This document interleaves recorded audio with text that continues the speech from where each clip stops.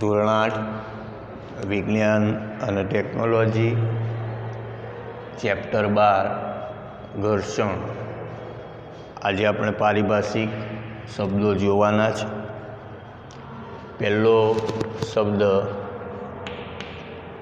બોલ બેરિંગ.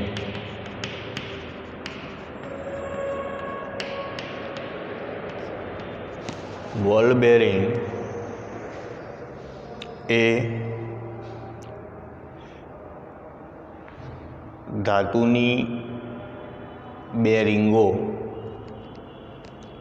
અને એની અંદર સ્ટીલ બોલ્સને બંધ બેસે એમ ગોઠવતા બનતી રચના. સ્ટીલ બોલ્સને ધાતુની બે રીંગોની વચ્ચે બંધ બેસતા ગોઠવતા બનતી રચના, જેને બોલ બેરિંગ તરીકે ઓળખવામાં આવે છે. વિદ્યાર્થી મિત્રો, આ બોલ બેરિંગનો ઉપયોગ પંખાઓમાં થતો જોવા મળે છે. ત્યારબાદ બીજો એક પારિભાષિક શબ્દ ઘસડાવું.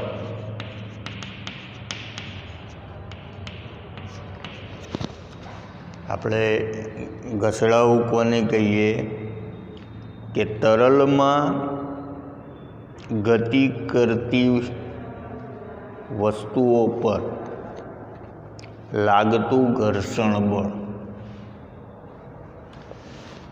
તરલમાં ગતિ કરતી વસ્તુઓ પર લાગતું ઘર્ષણ બળ. તો વિદ્યાર્થી મિત્રો, અહીંયા આપણે વાત કરીએ કે જ્યારે પાણીમાં હોડી ચાલતી હોય ત્યારે એ હોડી પર જે ઘર્ષણ બળ લાગે છે તેના કારણે એ હોડી પાણી સાથે ઘસડાઈને આગળ વધતી હોય છે. ત્રીજો પારિભાષિક શબ્દ છે તરલ ઘર્ષણ. તો તરલ ઘર્ષણ એટલે કે તરલમાં પ્રવાહી તરલમાં પસાર થઈને ગતિ કરતી વસ્તુ પર લાગતું ઘર્ષણ. તરલમાં પસાર થઈને ગતિ કરતી વસ્તુઓ પર લાગતું ઘર્ષણ.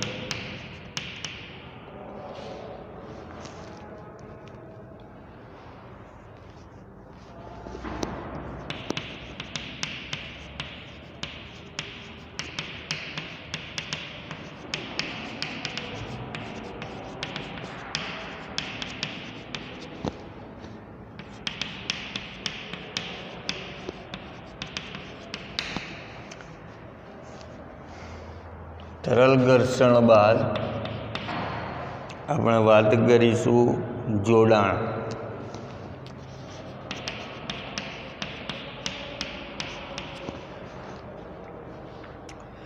જોડાણ એ બે સપાટીઓ, એમાં સૂક્ષ્મ અનિયમિતતાઓ રહેલી હોય.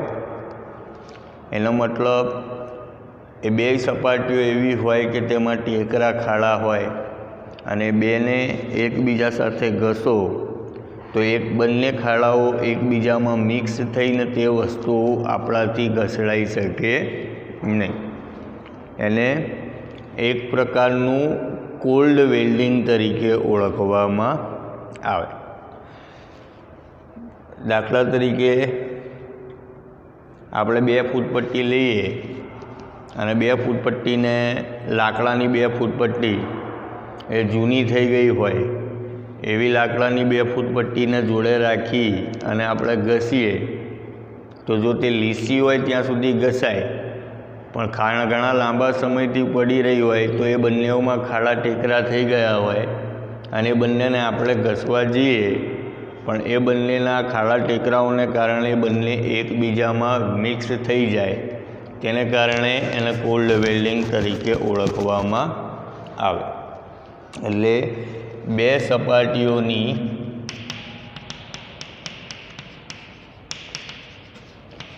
સૂક્ષ્મ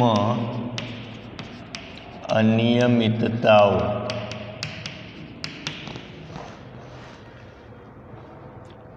ટેકરાઓ ખાડાઓનું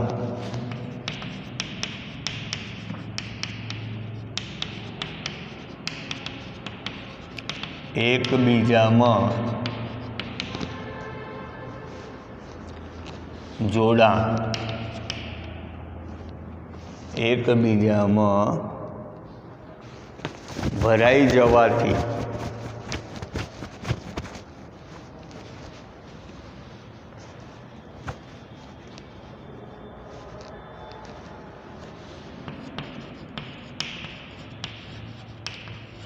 થતું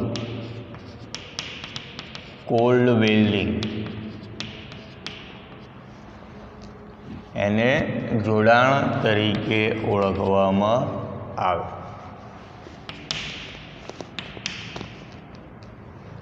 એના પછીનો પારિભાષિક શબ્દ જોઈએ ઊંજણ.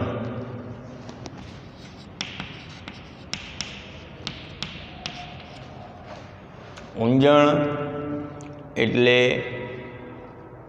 ઘર્ષણ ઓછું કરવા માટે વપરાતા પદાર્થો. ઘર્ષણ ઓછું કરવા માટે વપરાતા પદાર્થો. દરેક વિશે આપણે વિસ્તૃતમાં ચર્ચા કરવાની છે. એના પછી આપણે વાત કરીએ છીએ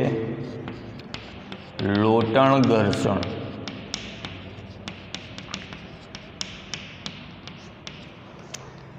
લોટણ ઘર્ષણ એટલે જ્યારે એક વસ્તુ કોઈ બીજી વસ્તુની સપાટી પર ગબડે છે ત્યારે તેની ગતિને અવરોધતા બળને લોટણ ઘર્ષણ કહે છે.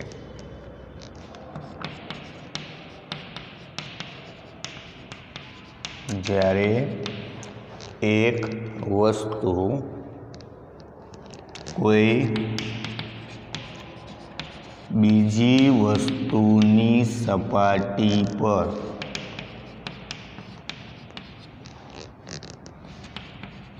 ગબડે છે ત્યારે તેની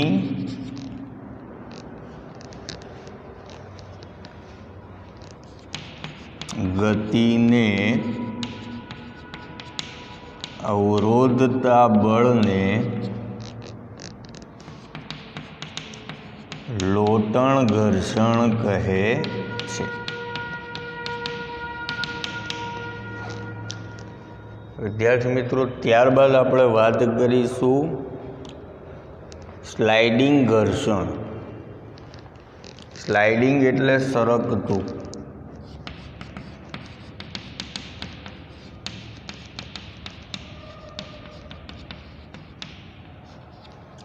સ્લાઇડિંગ ઘર્ષણ આપણે કોને કહીશું કે જ્યારે એક વસ્તુ બીજી વસ્તુ પર સરકતી હોય ત્યારે પ્રવર્તતું ઘર્ષણ. જ્યારે એક વસ્તુ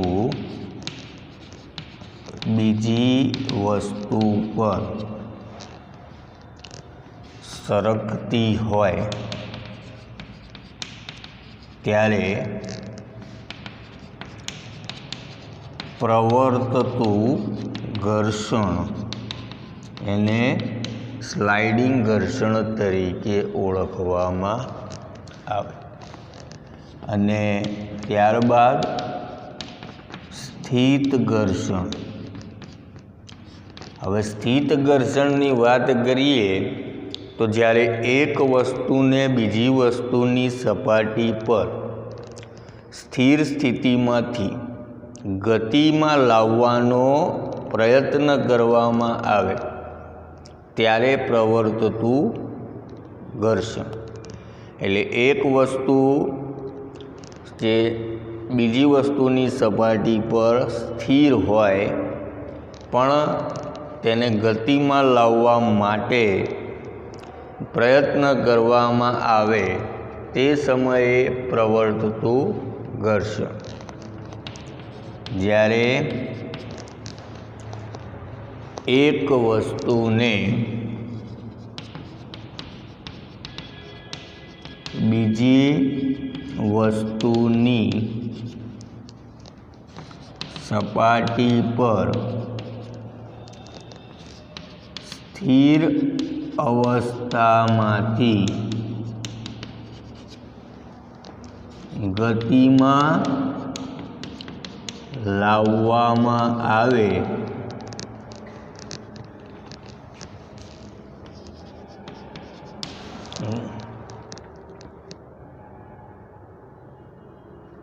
ત્યારે પ્રવર્તતું ઘર્ષણ જેને સ્થિત ઘર્ષણ તરીકે ઓળખવામાં આવે. તો વિદ્યાર્થી મિત્રો, આ વાત કરી આપણે પારિભાષિક શબ્દોની, જેને તમારે તૈયાર કરવાના છે. એકવાર વાંચવાથી આરામથી આપણે સમજી અને તેને તૈયાર કરી શકીએ છીએ. તો એક વખત ફરી આપણે જોઈએ આ 8 પારિભાષિક શબ્દોને. તો બોલ બેરિંગ એટલે સ્ટીલ બોલ્સને ધાતુની બે રીંગોની વચ્ચે બંધ બેસતા ગોઠવતા બનતી રચના. ઘસડાઓ એટલે તરલમાં ગતિ કરતી વસ્તુઓ પર લાગતું ઘર્ષણ બળ. તરલ ઘર્ષણ તરલમાં પસાર થઈને ગતિ કરતી વસ્તુઓ પર લાગતું ઘર્ષણ. જોડાણ બે સપાટીઓની સૂક્ષ્મ અનિયમિતતાઓ, ટેકરાઓ, ખાડાઓનું એકબીજામાં ભરાઈ જવાથી થતું કોલ્ડ વેલ્ડિંગ. ઊંજણ એટલે ઘર્ષણ ઓછું કરવા માટે વપરાતા પદાર્થો. લોટણ ઘર્ષણ કે જ્યારે એક વસ્તુ કોઈ બીજી વસ્તુની સપાટી પર ગબડે છે ત્યારે તેની ગતિને અવરોધતા બળને લોટણ ઘર્ષણ કહે છે. સ્લાઇડિંગ ઘર્ષણ જ્યારે એક વસ્તુ બીજી વસ્તુ પર સરકતી હોય ત્યારે પ્રવર્તતું ઘર્ષણ. સ્થિત ઘર્ષણ જ્યારે એક વસ્તુને બીજી વસ્તુની સપાટી પર સ્થિર અવસ્થામાંથી ગતિમાં લાવવાનો પ્રયત્ન કરવામાં આવે ત્યારે પ્રવર્તતું ઘર્ષણ. તો આ પ્રમાણે વિદ્યાર્થી મિત્રો, આ ચેપ્ટરની અંદર આટલા પારિભાષિક શબ્દોની આપણને સમજણ હોવી જોઈએ. આના પછીના પાર્ટ 3ની અંદર આપણે ઊંજણ, લોટણ ઘર્ષણ, સ્લાઇડિંગ ઘર્ષણ અને સ્થિત ઘર્ષણ ઉદાહરણો સાથે સમજી અને આ ચેપ્ટરને પૂર્ણ કરવાનું છે. તો તે પહેલાં તમારે આ પારિભાષિક શબ્દો તૈયાર રાખવાના છે. દરેક વિદ્યાર્થીને જય સ્વામિનારાયણ.